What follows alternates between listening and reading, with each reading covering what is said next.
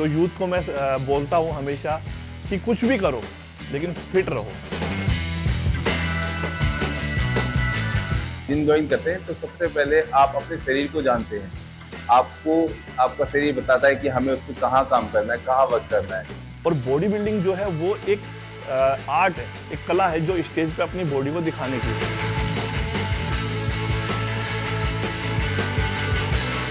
हम copy cat बनने में लगे हुए हैं कि अगर यार ये बॉडी जिम में बनी हुई है ना इसकी, तो हमारी बन जाएगी। ये 30 अंडे खा रहा है, मुझे भी 30 अंडे खाने हैं।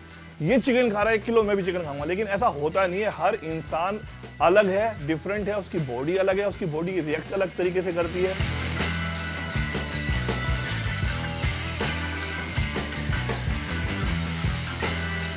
जिम को लेके अभी कल्चर चेंज हुआ है। आज से 10 साल पीछे जाते हैं, उससे 10 साल पहले तो ये बोलते हैं लोहे से शरीर नहीं बनेगा। हाइट का वर्कआउट से कभी भी कोई नाता नहीं रहा है। मेरा बच्चा 6 साल से लेके 8 साल के लिए, दोनों बच्चे मेरे वर्कआउट करते हैं। मैं बचपन से कर रहा हूँ और वेट ट्रेनिंग कर रहा हूँ। तो ऐसा कभी भी कोई चीज़ नहीं है कि आपकी हाइट को रोके।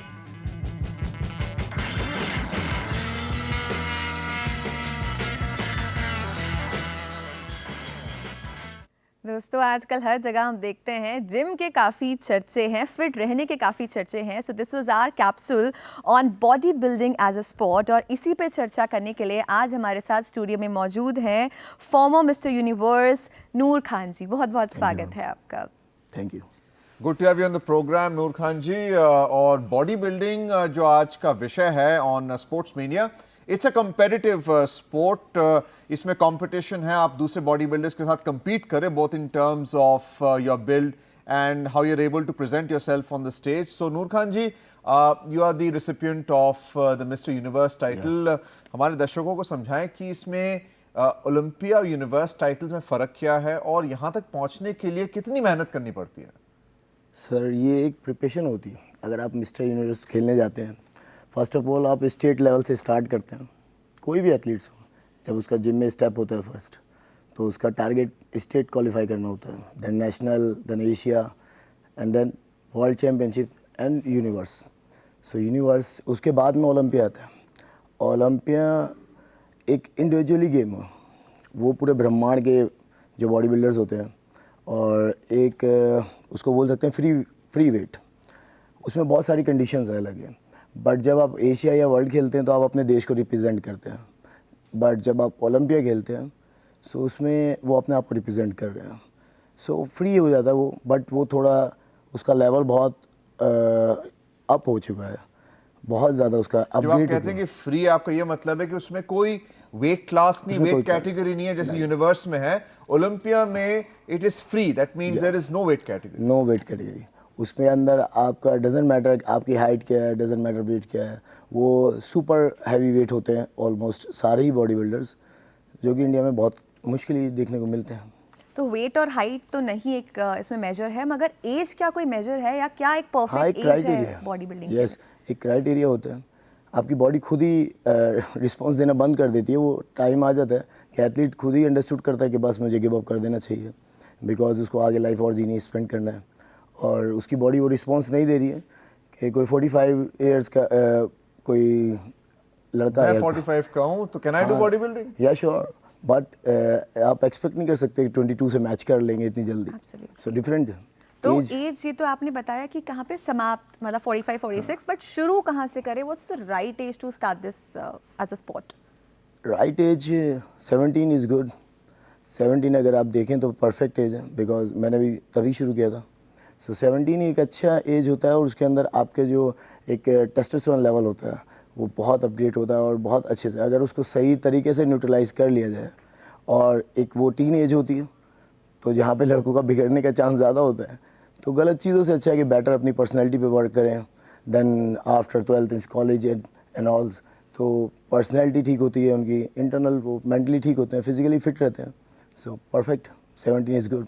तो आपका इंस्पिरेशन क्या रहा है? आर्नल्ड श्वार्ज़नेगर जो हैं, is won the universe and the Olympia titles. For instance, जो लड़के बॉडी बिल्डिंग करते हैं, they are posters of all these body builders like Ronnie Coleman for instance. तो आपका इंस्पिरेशन कौन था? सर एक्चुअली क्या है, उस टाइम पे जब मैंने स्टार्ट किया 17 की एज में, सो मेरा ऐसा कोई पर्टिकुलर नहीं था कि कोई ऐसा एज अ प्लेयर कोई पर्टिकुलर उसकी मेरे को नॉलेज हो या कुछ, बट इस मेरे को गेम बहुत अच्छा लगा था ये। So look like hard work, discipline is बहुत सारी चीज़ इसमें इस तरह से थी और मेरा इंटरेस्ट बढ़ता चला गया। And then after 1 years so मैंने अपने आप को अपना कॉम्पिटिटर चुन लिया है। मैं बेस्ट हूँ, एथलीट्स कोई भी हो, किसी भी गेम का हो, वो अपने को सेकंड पे काउंट करते ही नहीं है। तो अगर हम इस स्पॉट की बात करें तो इसमें करियर अपॉर्चुनिटीज़ क्या है, like how someone can build a career in body building in particular? इसके अंदर अगर आप गेम को उसको तरीके से चलते हैं, उसके रूल्स हैं कुछ, तो बहुत अच्छी अपॉर्चुनिटी है।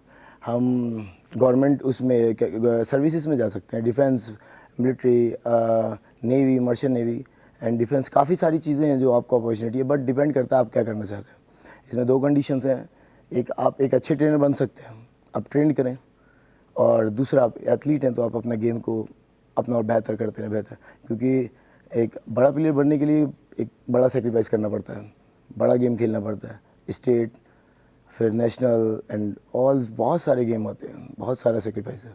आपका रेजीम क्या, आपका शेड्यूल क्या, on daily basis, weekly basis, monthly basis? आपने कहा कि एक कमिटमेंट चाहिए, सैक्रिफाइस चाहिए, तो what is your schedule? Sacrifice और शेड्यूल दोनों एक साथ कंपेयर करेंगे तो बहुत डिफिकल्ट हो जाएगा, बट सेक्रीफाइस ये कि आप डिफरेंट दिखते हो तो आपको डिफरेंट करना पड़ेगा। अगर आप चाहते हो कि आप दुनिया से अलग दिखो तो आप दुनिया से अलग खाओगे, बिकॉज मेरी लाइफ के अंदर स्वाद नहीं है, स्वास्थ्य है।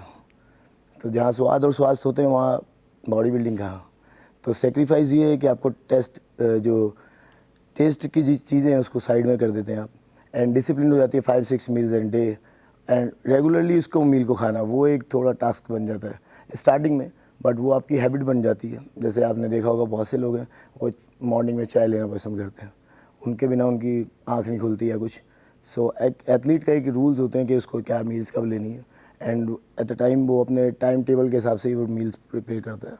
तो मन पे नियंत्रण होना बहुत ज़रूरी है। important है, yes। तो इसी के साथ जब हम ये डेडिकेशन के साथ ये स्पोर्ट को करते हैं तो क्या क्या कॉम्पिटिशन्स होते हैं जहाँ पे हम पार्ट लेते हैं और अपने आप को रिप्रेजेंट करते हैं? फर्स्ट तो आपका टारगेट है, अगर आप स्टार्टर हैं, अगर बिगिनर हैं तो आपका फर्स्ट टारगेट ये रहता है कि स्टेट लेवल अचीव करना। देन सेकंड इज नेशनल, उसके बीच में भी कुछ इंडिविजुअली गेम खेल सकते हैं, बट डिपेंड उसका टारगेट जो रहेगा कि वो नेशनल क्वालिफाई, स्टेट क्वालिफाई करके नेशनल, और देन नेशनल के बाद एशिया की प्रिपरेशन करें। हर एथलीट्स का यही टारगेट रहता है, देन लास्ट उसका यूनिवर्स पे आके स्टॉप हो जाता है। तो जो जजेस एडजुडिकेट कर रहे हैं, आप देख रहे हैं कि परफॉर्मर्स जो स्टेज पे परफॉर्म कर रहे हैं उनके पैरामीटर्स क्या हैं, वो किस बेसिस पे इस कंपेरेटिव स्पोर्ट में किसी को विनर घोषित करता है, किसी को लूजर घोषित करता है? हाँ, ये एक डिफ़िकल्ट चीज़ है जो जज के लिए बहुत मुश्किल हो जाता है कि किसी 45 कैंडिडेट अगर खड़े हैं लड़के, सो टॉप 5 लेना और उसमें से फर्स्ट को लेना बहुत मुश्किल है। सो ये जो वर्क है उनका बड़ा डिफ़िकल्ट है, बट क्योंकि सभी बेस्ट हैं, और जब नेशनल लेवल पे इस तरीके का गेम होता है तो वो तो बहुत डिफ़िकल्ट होता है। बट क्या है कि हम लोग सभी लोग एक सिमेट्री पे वर्क करते हैं। हम 6 महीने, कोई भी एथलीट 6 से 3 महीने तक एक डिज़ाइन तैयार करता है। हम सभी अपना डिज़ाइन ले जाके पेश कर देते हैं स्टेज पे। सो डिज़ाइन मीन्स मतलब उसकी symmetry, conditioning, balance. Most important is balance, आपको जो टॉप 5 टॉप 10 में लेके आता है। सो सबसे इंपॉर्टेंट है। ये नहीं आप देखेंगे एक ह्यूज बॉडी बिल्डर होता है बट ही इज़ आउट। सो एक शॉकिंग सा हो जाता है पब्लिक को, बहुत बार बहुत कुछ होता है, उसके ऊपर एलिगेशन उठ जाते हैं बहुत। तो रीज़न यही रहता है कि वो तगड़ा है, अच्छा दिख रहा है, क्योंकि बॉडी बिल्डिंग एक नज़र का गेम है कि कौन किससे ज़्यादा better. But balance is very important part of body building. Balance बहुत ज़रूरी है। अगर आपकी बॉडी प्रपोर्शनेट और बैलेंस नहीं है, आप कभी टॉप 5 में नहीं आ पाओगे। और फिर जैसे अगर प्रपोर्शनेट और बैलेंस के बाद में फिर आ जाती है आपकी कंडीशनिंग, देन कंडीशनिंग के बाद में फिर आप फाइनल पोस्ट डाउन। अपने अच्छा दिखने की बात की, जब अक्सर लड़के 17-18 साल की उम्र में होते हैं तो उनको सब कुछ बहुत जल्दी जल्दी करना होता है। किसी को देखते हैं तो दे ऑल्सो वांट कि जल्दी से बॉडी बन जाए। तो what is the ideal time कि कितना समय हमने इस स्पोर्ट को देना है ताकि we reach to a good state of our bodies? लड़के करते तो हैं, ये बात बिल्कुल ट्रू है कि हाँ, और बॉडी बिल्डर के अंदर ये चीज़ ख़त्म नहीं होनी चाहिए। अगर प्रोफेशनल है तो उसका पहला फोकस ये रहना चाहिए, और हर किसी का होता भी है कि चाहिए। अगर उसका ये ख़त्म हो गया तो उसका करियर जल्दी ख़त्म हो जाएगा। वहाँ पे सब्र नहीं चाहिए, मेहनत बहुत ज़्यादा, हार्ड वर्क, क्योंकि बैटर टू बैटर करने के लिए आपको हार्ड टू हार्ड वर्क करना पड़ता है, दूसरे से बेटर।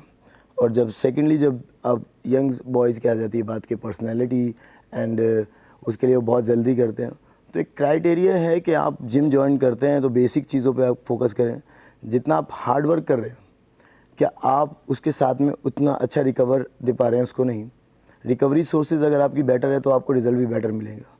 बट क्या होता है कि जब मैं भी ट्रेनिंग कराता हूँ, जब क्या है कि ट्रेनिंग बेस्ट हो जाती है बट उसके बाद में रिकवरी बेस्ट नहीं हो पाती उनकी। और एक्चुअली में रिकवरी का मीन्स मतलब ये नहीं कि बहुत से लोग सोचते हैं कि सोने से ही रिकवरी होती है। नो, रिकवरी नहीं होती है सोने से। आपका इतनी अच्छी जितना आप डाइट से ले सकते हैं। Diet is most important part of growing body, कि बॉडी को ग्रो करने के लिए, आपकी बॉडी में चेंजेस लाने के लिए।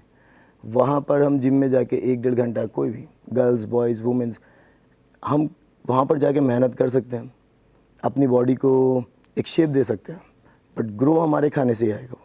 रिकवर होगा तभी जब आप, और उससे ही जल्दी आता भी है। आप 3 मंथ्स के अंदर, 19 डेज़ के अंदर कोई भी बॉडी एक अच्छा चेंज ले लेती है, 110% वो अच्छा लेगी। बट 19 डेज़ तक आपने वो रूल्स, वो डेज़, वो सभी कलेक्ट करना है, फॉलो करना है, नियम चल, एक रूल्स के अकॉर्डिंग आपको अपनी लाइफ स्पेंड करनी पड़ती है। तो बॉडी बिल्डिंग का सबसे बड़ा टेम्पटेशन है एनाबॉलिक स्टेरॉइड्स। आपने मतलब ये एक ग्रोथ हार्मोन है, इससे जो है जो रिजल्ट एक यंगस्टर चाहता है वो उसको मिल जाता है जल्दी। रिकवरी की बात की, इंजरी से भी बच जाता है, इंजरी से भी रिकवर कर जाता है। तो आप क्या ऐसा क्या सलाह देंगे यंगस्टर्स को जो इस प्रोग्राम को देख रहे हैं, या उनके बड़ों को, so that they can advice the youngsters कि दे avoid anabolic steroids and they go through the natural process, develop their character, work hard and also get into bodybuilding? Yes, ये बिल्कुल आपने परफेक्टली है कि मेरा सजेशन यही होगा कि आप उस एनाबॉलिक की साइड पे ना जाएं, बिकॉज वो एरिया आपका नहीं है। ये नहीं है कि कुछ टाइम के बाद में आप उसको लेंगे जितना, वो उतना और ज़्यादा आपका मन करने लगेगा, वो उससे और ज़्यादा बढ़ेगा। फिर आपकी बॉडी एक टाइम पे आके डिज़र्व नहीं करती, डिज़र्व ही नहीं करेगी, एक्सेप्ट भी नहीं करेगी किसी भी तरह से। तो फिर आप मेंटली भी और फिजिकली भी पूरी तरह से डम हो जाएंगे। सो इससे बेटर है कि आप नेचुरल प्रोसेस अपनाएं। थोड़ा लेट होता है, थोड़ा देर से होगा, बट टारगेट आप क्या होता है कि मान लीजिए आप एक ट्रांसफॉर्मेशन कर रहे हैं मेरे पास में, आपने मेरा जिम ज्वाइन किया है, मेरे पास मैं एज अ ट्रेनर आपको ट्रेन कर रहा हूँ, तो आपका जो ट्रांसफॉर्मेशन का क्राइटेरिया है, तो ज़रूरी नहीं कि आप आर्नोल्ड को ही चुन लें। आप एक फिट बॉडी चाहते हैं, आप एक सुंदर, एक personality, good look, good shape, balance body, balance weight and height according to height, so वो कर सकते हैं आप। बहुत इजी है, आप इजीली आप उस पर, क्योंकि एनाबॉलिक्स अगर आप यूज़ करेंगे तब भी आपको वही फॉर्मेट अपनाना पड़ेगा, आपको रूल्स, डाइट। और जब एक चीज़ और है कि अगर आप anabolics not a shortcut, because ये ज़्यादा आपको टफ पड़ने वाला है, क्योंकि यहाँ पे आप 1% भी चीट नहीं कर सकते हैं। So there is no shortcut to growth. Not sure. That was the thought of the day also. Absolutely, कि मेहनत करनी है, मेहनत से ही सब कुछ आप पा सकते हैं। बिल्कुल। खैर, आपने खाने की भी बात की कि खाना, diet plays a very important role. क्या एक स्पेसिफिक टाइप की कोई डाइट एसोसिएटेड है? If someone who's a vegetarian or a vegan, तो they can also be a bodybuilder? हाँ, first of all depend your conditions and your demands. अगर आपकी body की डिमांड्स, वो आपका ट्रेनर ही आपको अच्छे से सजेस्ट कर सकता है, बिकॉज मेरे सामने कौन है, उनकी डिमांड्स क्या है, because is different personality and different demands. So different होता है हर किसी का। एक वेजिटेरियन को नॉन वेजिटेरियन रेफर नहीं कर सकते। अभी हम चैनल पे बैठे हैं, सब लोग देख रहे हैं, सभी नॉन वेजिटेरियन भी नहीं है और सब वेजिटेरियन भी नहीं है। सो कहाँ पे अंडे चल सकते हैं और कहाँ पे पनीर खाना है, और डिपेंड करता है फिर उसकी डिमांड्स क्या है, वो चाहते क्या है, उनकी परसेंट कैलोरीज क्या खा रहे हैं, वो परसेंट में कितने बेहतर हैं, और आगे उनकी स्ट्रेंथ ऑफ कैपेसिटी कितनी है, उनकी स्ट्रेंथ लेवल क्या है, उनका बॉडी कितना टॉर्चर ले सकती है। बहुत सारी चीज़ें होती हैं, उनका वर्क एक्सपीरियंस क्या रहा है पीछे, उन्होंने कितना। तो डाइट ऐसा नहीं है कि मैं ये भी नहीं कहूँगा कि सिंपल है कि हाँ यार ये खा लो, बॉइल्ड खा लो, क्लीन डाइट खा लो। क्लीन में बहुत सारे प्रोडक्ट आते हैं, बट आपको क्या खाना है, कितनी क्वांटिटी में खाना है एंड कब खाना है, ये 3 चीज़ें बहुत इंपॉर्टेंट है कि कौन सी चीज़ है। अब कार्बोहाइड्रेट है, आप ये सोचें कि मैं कार्बोहाइड्रेट कम कर दूं, ठीक है कम तो खा रहे हो, बट किस टाइम पे खा रहे हो, आपका क्राइटेरिया, परफेक्ट टाइमिंग क्या है। हाँ, ये है कि आप रात के टाइम में अगर कोई भी सिमिलर चीज़ है कि ये है कि अगर रात को आप कार्बोहाइड्रेट ले रहे यूज़ करते हैं, खाते हैं, इनटेक करते हैं, तो वो थोड़ा गलत है। और यंगस्टर को तो बिल्कुल नहीं खाना चाहिए, जितना अवॉइड करें। और जो खाने की चीज़ें हाई प्रोटीन मील्स और गुड फैट, बिकॉज वो टेस्टोस्टेरोन को बूस्ट करता है सबसे ज़्यादा। और अगर कार्बोहाइड्रेट आप ज़्यादा यूज़ कर रहे हैं, जैसे कि ऑलमोस्ट इंडिया के अंदर यही है कि पापा आइसक्रीम रात को लाते हैं, तो उसमें lots of carb and sugar, so या कुछ भी चीज़ आती है तो हम लोगों के घर में रात में ही आती है, तो थोड़ा इससे भी। तो नूर खान जी, आपने कुछ क्लासिफिकेशंस दी हैं, जैसे इन्होंने कहा कि can vegans also get into body building, 2 classifications है, नॉन वेज एंड वीगन। फिर मैंने एज की बात की, आई एम 45, शी इज 28, तो can one get into body building at 17 और 28, यू नो। और तीसरा क्लासिफिकेशन मैं पूछना चाहता हूँ कि यूजुअली बॉडी बिल्डिंग एक मेल डोमिनेटेड स्पोर्ट है, क्या females can also get into body building like Veronica? या श्योर, ये फीमेल्स के लिए तो बहुत अपॉर्चुनिटीज़ अब आ चुकी हैं, पहले नहीं था। इंडिया में तो खैर बहुत लेट हुआ है, अदरवाइज़ बाहर कंट्रीज़ में बहुत अपॉर्चुनिटीज़ है। अब इंडिया में भी काफ़ी अच्छा हो गया है। जैसे एक प्राइवेट एक फेडरेशन है शेरू HFF, उसके अंदर जब से वो इन्वॉल्व हुए हैं इसके अंदर तो बहुत पुश मिला है यहाँ पे। तो female body building and female bikini, उसके अंदर भी कैटेगरीज है, बिकनी ग्राउंड है एंड बॉडी बिल्डिंग, वो दोनों डिफरेंट हैं। उनकी दोनों की बॉडी की कंडीशंस बहुत डिफरेंट होती हैं। बट हाँ, फ्यूचर भी है अगर करना चाहते हैं, और बेस्ट है कि अगर वो कर सकते हैं। बट वहाँ पे भी एनाबॉलिक्स का अगर ना यूज़ हो तो ज़्यादा बेहतर है। बिल्कुल। और बॉडी कंडीशंस की अगर आपने बात करी, सबका अलग अलग शरीर है, सब अलग अलग समय लेते हैं, मगर कुछ अगर समय से पहले करने की कोशिश करें या कुछ गलत कर दे तो इंजरीज होने की भी संभावना रहती है। तो इंजरीज पे आपका क्या कहना है? इंजरीज तो पार्ट, किसी भी स्पोर्ट्स का इंजरी पार्ट होता ही, बट इंजरीज सबसे फिटनेस की जो डेफिनेशन है, हम लोग ये सोचते हैं कि मेरा वेट 75 है और मेरी हाइट 5'8" है तो मैं फिट हूँ और मेरा पेट नहीं दिखता। एक्चुअली में क्या है कि फ़िटनेस की जो सही डेफिनेशन है वो यही है कि आप जितने अच्छे बाहर से दिख रहे हैं, अंदर से भी उतने ही अच्छे दिखें, उतनी ही आपकी बॉडी जितनी दिखती है कि क्षमता है इनमें वेट लिफ्ट करने की या कोई भी स्ट्रेंथ वर्कआउट करने की, तो अंदर होना भी चाहिए। वो आपको इस तरह से तैयार होना चाहिए। और इंजरीज़ का भी यही है, अगर आप अच्छे दिख रहे हैं और आपकी इंजरी है तो आप फिट नहीं हैं, आपने अपनी फिटनेस पर वर्क नहीं किया है, बिकॉज आपने मेहनत की है बट उसको रिकवर नहीं किया है, और रिकवर ना होने की वजह से आपको इंजरीज़ हुई है। क्योंकि बहुत सारी चीज़ें होती हैं, जैसे कि बहुत वुमेंस के अंदर मेनली क्या होता है कि 35 to 40 ईयर्स में आते आते उनका कैल्शियम बॉडी का ख़त्म होता है। नेचुरल है, हर वुमेंस का है। कैल्शियम ख़त्म होने से उनकी जॉइंट्स में पेन होने लगता है। अब 35-40 की एज में किसी भी वुमेन से मिलेंगे, उनके दर्द होगा जॉइंट में, वो इससे बच सकते हैं अगर वो 25 से प्रैक्टिस में आ जाए, अपने आप को यूज टू रखें, तो कैपेबल बनाएं इतना ज़्यादा, फ्लैक्सिबिलिटी, स्ट्रेंथ, हर एक चीज़ पे, और उसके साथ साथ उसको रिकवर भी मिलता रहे। अब रिकवरी, आप छोले भटूरे खा लें या कुछ ऐसा, तो उससे रिकवरी सोर्सेज नहीं है। स्वाद मिल सकता है, स्वास्थ्य नहीं मिलेगा 100%। Well, Noor Khan ji, it has been very educational. Thank you so much for being with us on the Doordarshan morning show. और बड़े डिटेल से आपने समझाया about the sport of body building और हम किस तरीके से इसको अपना सकते हैं as well. Thank you so much, Noor Khan ji, and do join us again when the opportunity is there on the Doordarshan morning show. Thank you sir. बहुत बहुत Thank you so much. धन्यवाद।